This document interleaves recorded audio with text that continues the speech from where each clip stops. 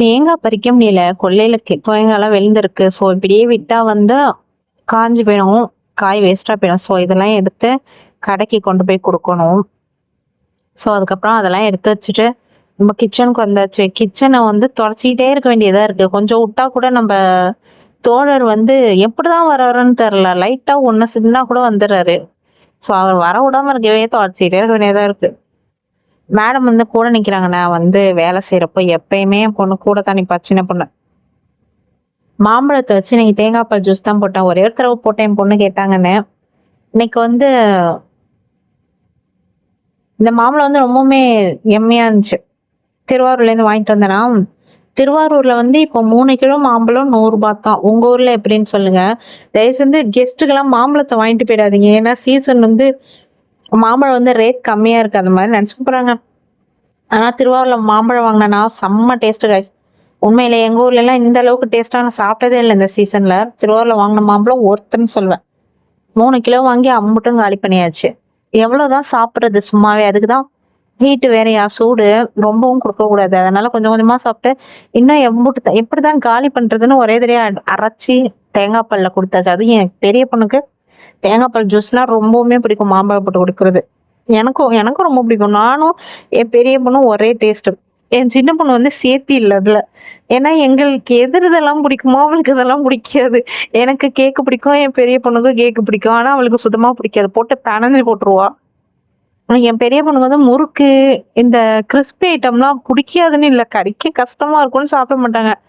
ஆனா என் சின்ன பொண்ணு அழகா சாப்பிட்டோம். அந்த மாதிரி ஆப்போசிட்டா இருக்கு ரெண்டும். ஒண்ணுக்கு ஒண்ணு முரண்படா இருக்கும்ல, அந்த மாதிரி தான் என் வீட்லயும். என் பெரிய பொண்ணு வந்து திடீர்னு போய் எட்டி பார்த்தேன் வேலை பார்த்துட்டு. இப்போ என்ன பண்றா சத்தமே இல்லைன்னு. என்ன பண்றாங்கன்னா, அவங்க தங்கச்சியோட துணியெல்லாம் அவங்களே எடுத்து கலைச்சி அழகா மடிச்சு வச்சுட்டு இருந்தாங்க. அதை பாக்குறப்ப எனக்கு சந்தோஷமா இருந்துச்சு. நம்ம பொண்ணா வேலை செய்யுது அப்படின்னு. ஏன்னா நான்லாம் இந்த வயசுல இந்த மாதிரி வேலை பார்த்ததே இல்லை. எனக்கு துணியெல்லாம் மடிக்கவே தெரியாது. 7 வயசு என்ன 10 வயசு என்ன மடிக்கவே தெரியாது. கல்யாணம் ஆனதுக்கு அப்புறம் தான், ஓப்பனா சொன்னா கல்யாணம் ஆனதுக்கு அப்புறம் தான் நான் எல்லாத்தையுமே கத்துக்கிட்டேன் என் மாமியார்கிட்ட. ஏன்னா செல்லமா வளர்ந்த பிள்ளை, வேலை சொல்லாமலே வளர்த்துருச்சுருவோம். ஆனா என் பிள்ளைக்கு வந்து அந்த மாதிரி என் பிள்ளை இருக்கக்கூடாதுன்னு தான் சின்ன வயசுல இருந்தே வேலையெல்லாம் எனக்கு என்ன வேலை தெரியுதோ அதெல்லாம் என் பிள்ளைக்கு கத்து கொடுத்துருவேன் இன்ஷால்லா. அதே மாதிரி டெய்லியும் எல்லாம் கம்பல் பண்ண மாட்டேன். அவங்களுக்கு எப்ப இஷ்டமோ அப்ப பண்ணட்டும். இப்பயே கத்து கொடுத்தாதான் அந்த பிள்ளை பெருசா போப்போ அது பழக்கமாயிடும். திடீர்னு இப்ப செல்லம் நல்லா கொடுத்துட்டு வேலை செய்யாதமான்னு உட்கார வச்சுட்டு ஒரு வயசுல நீ வேலை செஞ்சுதான் ஆகணும்னு சொன்னா அந்த பிள்ளைக்கு அது இஷ்டமே இருக்காது வேலை பார்க்கறது. அந்த மாதிரி பழக்கக்கூடாது. ஸோ அதனால அவங்களுக்கு எப்ப இஷ்டமோ அப்ப செய்யட்டும். அழகா கிளீன்லாம் பண்ணி அந்த கூட்டிட்டு இருந்து காட்டுறாங்க. இங்க வந்து பாருமா, நான் எப்படி அழகா கிளீன் பண்ணி வச்சிருந்தேன், நீ எப்படி வச்சிருந்த அப்படின்னு. பரவாயில்ல, சந்தோஷம், ரொம்பவுமே சந்தோஷம். அதான் நான் மாம்பழ ஜூஸ் போட்டுட்டு இருந்தேன். இங்க பாரு, உனக்காக நான் மாம்பழ ஜூஸ் எல்லாம் போடுறேனே, நீ எனக்கு தேங்க்ஸ் வரியா அப்படின்னா.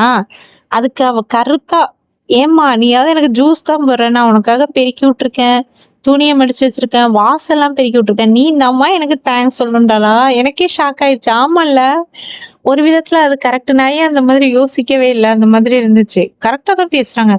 நம்மளாம் 90s கிட்ஸா, நம்மளாம் அந்த மாதிரி சின்ன பிள்ளைகள் நம்ம அம்மா எல்லாம் சொன்னாக்கா தேங்க்ஸ் சரியா, லவ் யூ சரியானா நம்ம அப்படியே உருகிடுவோம், யோசிக்கவே மாட்டோம், டக்குன்னு சொல்லிடுவோம். ஆனா இப்போ உள்ள குழந்தைங்க எல்லாம் கரெக்டா பேசுது, கரெக்டா பேசுது. அது சொல்றதும் கரெக்ட் தானே. நான் தான் இப்ப தேங்க்ஸ் சொல்லணும் அவளுக்கு. ரொம்பவுமே சந்தோஷம். ஸோ என் பொண்ணுக்கு பிடிச்ச அந்த தேங்காய் பால் மாம்பழ ஜூஸ் வந்து போட்டேன். அது கலர் பார்த்தீங்களா எவ்வளோ சூப்பரா இருக்குன்னு. அதனால போன டைம் வந்து தேங்காய் பால் ஜூஸ் போடுறப்போ தேங்காய் பால் அதிகமா ஊத்திட்டேன். அது வந்து கலரே தெரியல, ஒயிட்டா போயிடுச்சு.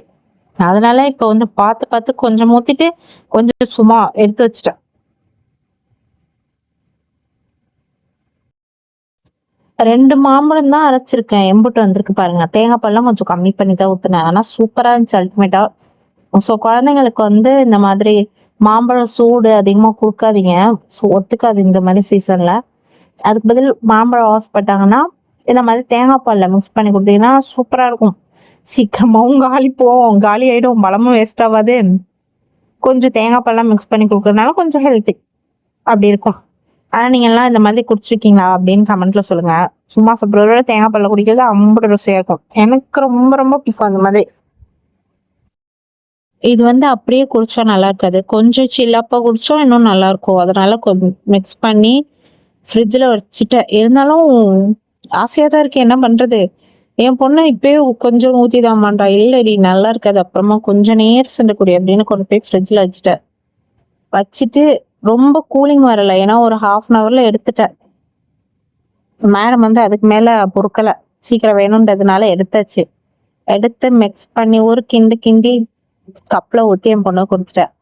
என் சின்ன பொண்ணும் குடிப்பாங்கன்னு தான் நினைச்சேன், ஏன்னா எனக்கு இது பிடிச்சிருக்கு, என் பெரிய பொண்ணுக்கு பிடிச்சிருக்கு, அவளுக்கும் பிடிக்கும்னு நினைச்சேன்.